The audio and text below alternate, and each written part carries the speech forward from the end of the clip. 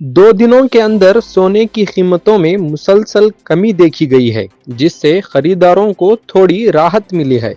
उत्तर प्रदेश में घर घर जाकर तलवारें बांटने के इल्जाम में हिंदू रक्षा दल के 6 कारकुनों को पुलिस ने गिरफ्तार कर लिया। बांग्लादेश की पहली खातून वजीर आजम खालिदा जिया 80 साल की उम्र में लंबी बीमारी के बाद इंतकाल कर गईं। असम में जादव पायंग के बनाए जंगल को आग लगा दी गई। बीजेपी ने वंदे मातरम को नफरत की जबान बना दिया है, रणदीप सुरजेवाला का बयान। झारखंड पुलिस ने अदालत में अजीबोगरीब दावा किया कि मालखाना में रखा 200 केजी गांजा चूहों ने जाया कर दिया, जिस पर अदालत ने हैरत का इजहार करते हुए मुलजिम को बरी कर दिया।